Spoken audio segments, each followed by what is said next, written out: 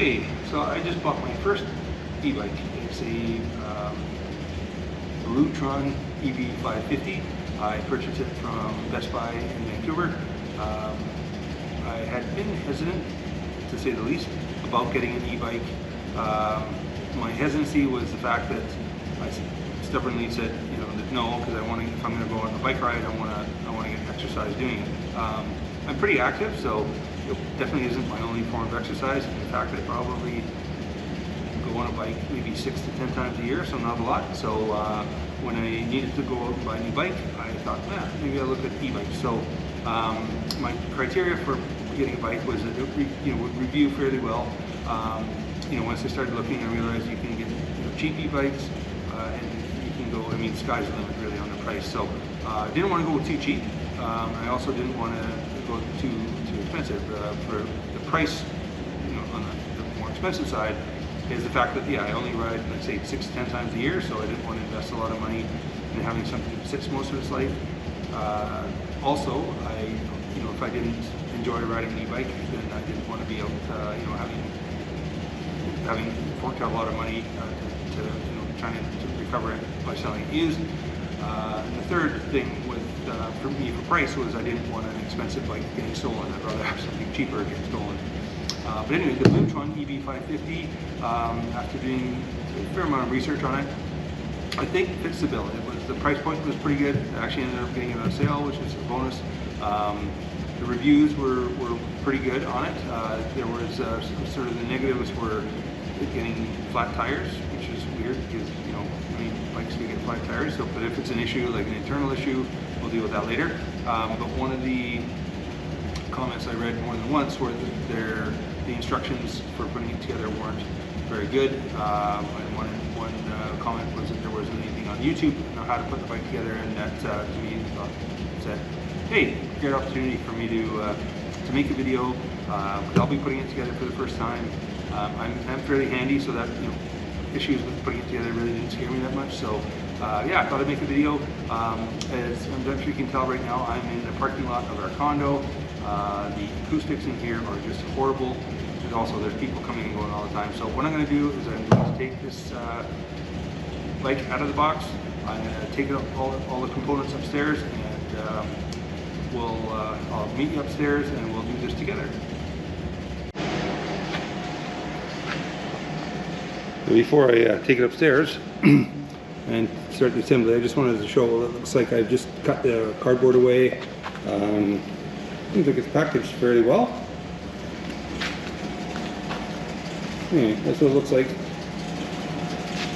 And it's living in the box. Alright, got her upstairs. So I do have the instructions, which I'm going to look at in just a minute, but I know that all these straps will have to be cut. So before I delve into the instructions, I will get everything apart. Okay, see, all the packaging is off, so it came in the box, and see what's in here.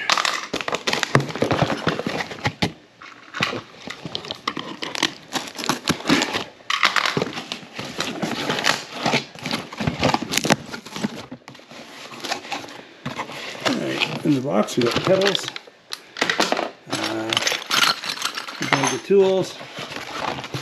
I guess that's the charger, I'm assuming, and all plastic knobs, the key, and the instructions. So I'm going to have a little quick look at the instructions and see what they say.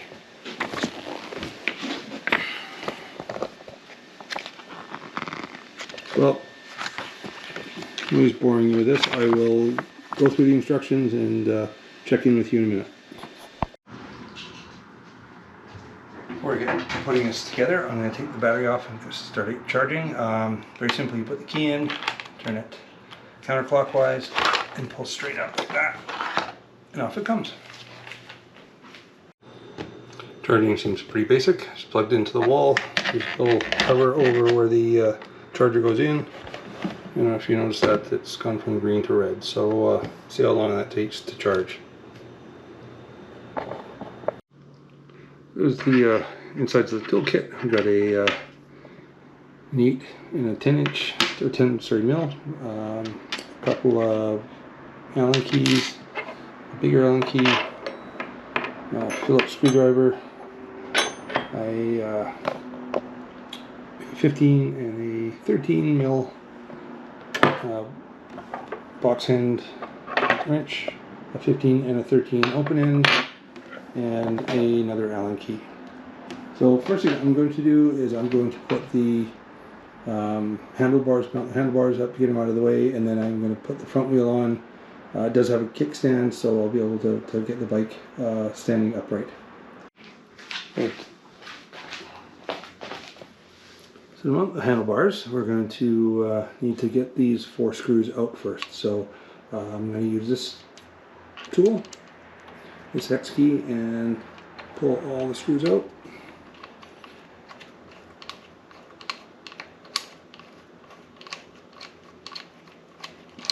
That's the first one. I'll do the other 3. Alright, so I got all 4 bolts off, and I got that the other piece of the neck cover off, or handlebar holder, whatever it's called. I can't remember off the top of my head. So what I'm gonna do is I'm gonna set that in there. They do have a nice little center lines in here to make sure you help it get centered up. So I'm gonna kind of eyeball that. I'm gonna put this on for me, I'm just gonna put it on for the brake levers are somewhat level. I know that once I start riding it and stuff, I'll have to adjust, you know, the angle up or down, but I'll start with it so it's the brake levers are flat and go from there. Alright, so I'm going to center the crosshairs there. Got it. So the brake levers are fairly flat, not too worried about getting it perfect at this point, because as I mentioned, it's going to get changed.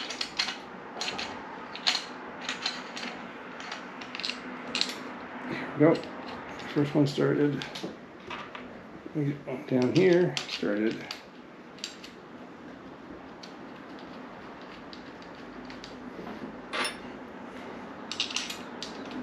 And get them all started. And again, if you move it around, don't worry about it too much.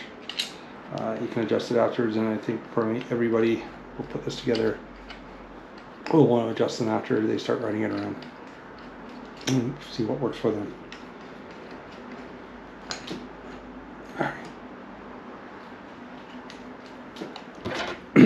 Alright, I'm going to adjust or tighten that.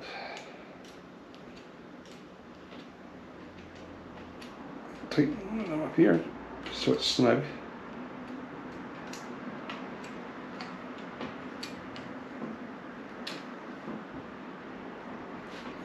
I'm going to get one of the ones on the bottom the same. I just want it to be snug. I want it to be tight because I want to be able to move the handlebars around once I get these screws on.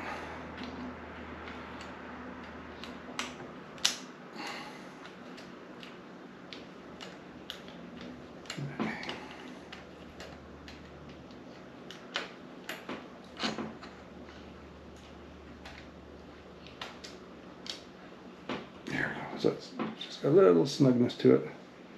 I've got the I'm going to use the markers here to center it. I can just eyeball it for now. And I'm going to adjust this afterwards. Okay, then I can go back and tighten everything.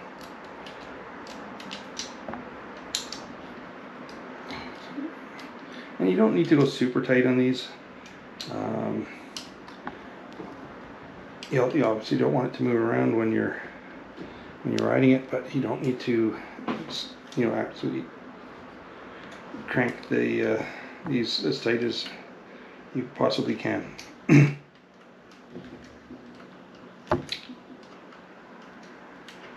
It's a good idea to also to just go around and tighten them up kind of one by one, a little bit at a time.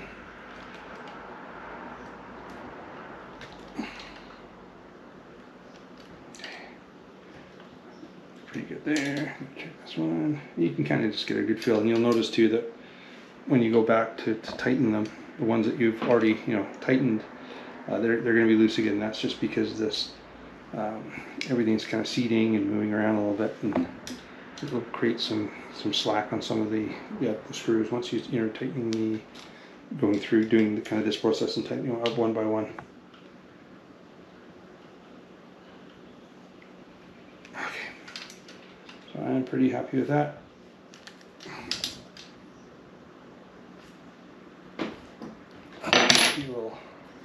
Yeah, it's not moving at all. Okay, next thing I'm going to do is put on the front wheel. Now I'm going to put the front wheel on. I'm going to remove this piece of foam. That's from the shipping.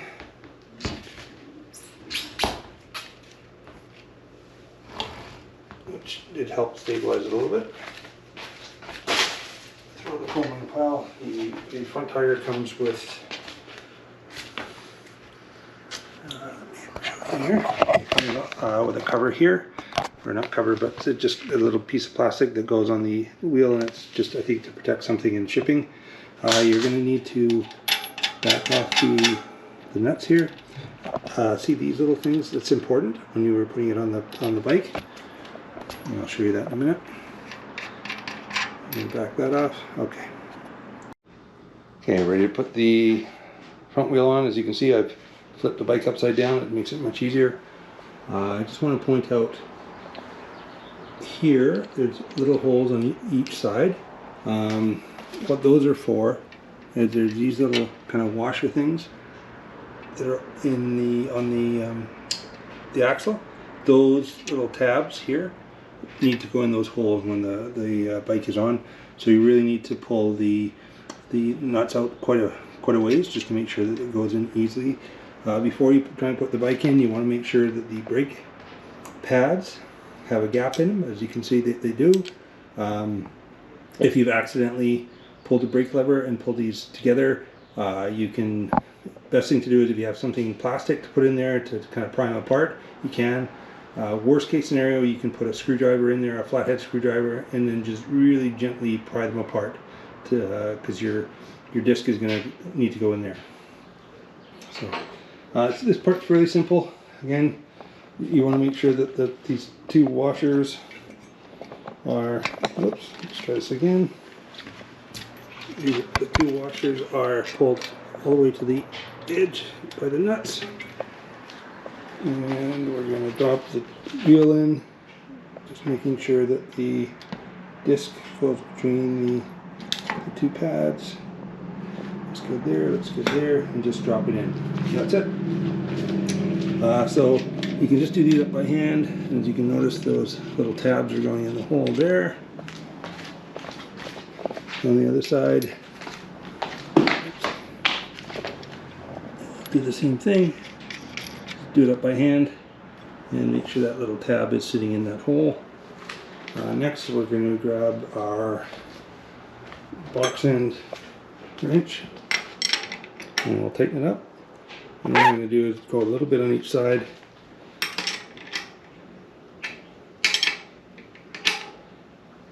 A bit more.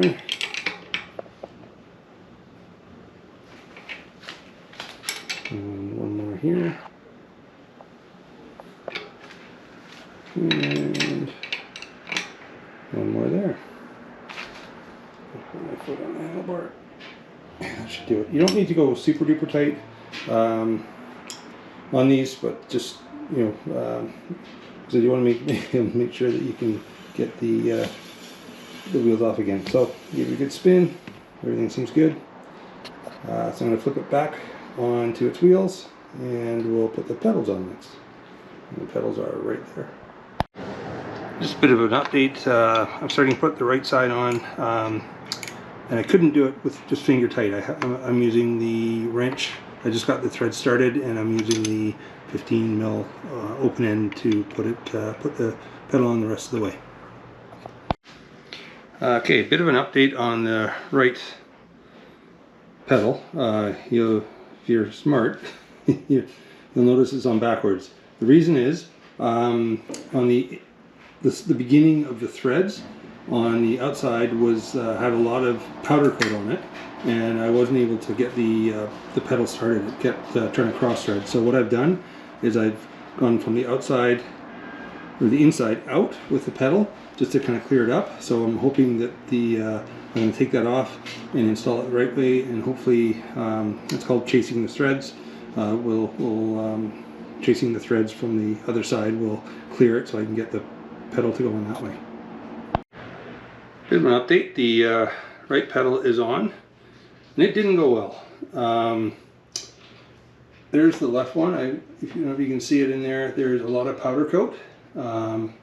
And that was the issue with this one, which made it super difficult to get on there. It actually started to cross thread at one point, and so again I had to chase it back from the other side to fix it. But I had a much larger 15 mil open end wrench that I had to use to get it on. But this pedal has probably taken me at least 20 minutes, if not more, to get on there. So I'm going to go on to the left one. Hopefully it's a little bit easier, but all that shiny black powder coat and the threads is telling me it's probably going to be about the same. So I'll update when I'm done. Alright, so I pulled that screw out.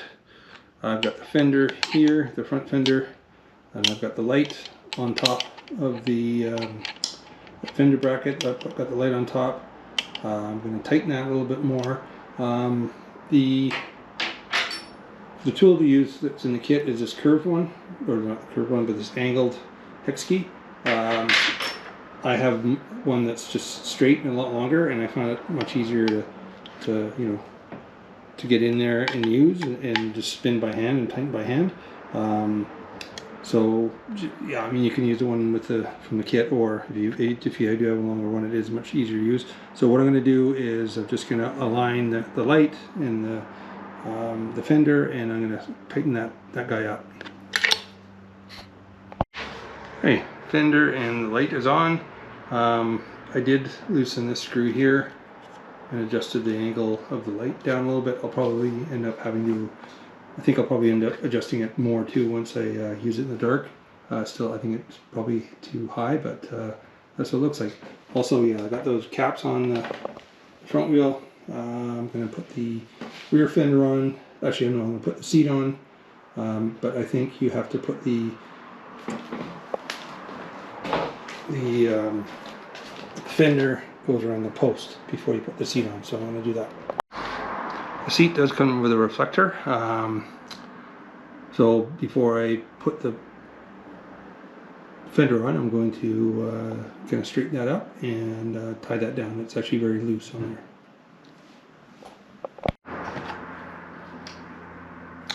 there. In order to get the fender on the seat post, doesn't fit. So I took the nut and the bolt all the way out. There's two little plastic kind of bushings in the middle. One goes into the other. Here's the other, the bigger one. So the bigger one can stay in. I actually just flipped it onto the top and I put it on there, and then it fit in there. So I'm going to put the nut and the screw back in, and I'll install the seat posts, and then I'll adjust the fender once that's on the bike. Putting the seat in is pretty straightforward. Put the post in here. You want to kind of tighten this up a little bit so there's like open the back piece, and then tighten it up so there's just a little bit of tension on the post. And when you get your desired height, you pull that back and it tightens it up. So that's just the process. I'm going to do that so it fits me, and I'm sure I'm going to need to adjust it as I get riding more as well. Okay, it's all together. I'll probably have to, I've got everything adjusted the best I can right now. I know I'm going to have to, the handlebars don't feel right, so I'm going to have to adjust those. I think seat's okay. I noticed getting on and off it, I whacked the fender with my leg. Probably replace that, get something a little bit better. But another thing, so everything's, a couple things. The bell is as tight as it can be, and it's super loose. The only thing to do would be move it to the middle, to a thicker part of the bar, but I'm not going to do that because then you can't reach it. Yeah, so maybe not including uncrating it, I'm thinking it took me about 2 hours. The pedals were a real handful. I think if I was to do it again, I would get a bit for my Dremel, a wire brush for my Dremel, and clean out the threads so the bolts go in easier. I just stepped on some plastic there. Other than that, it went together pretty well. The battery's still charging. I'll take it for a ride later. I do need to put air in the tires. There's air in the tires, but it's nowhere near what they need to be. So yeah, anyway, I will do another review or do another video when I get to ride the bike and get a real sense of how it is on the road. Thanks for watching.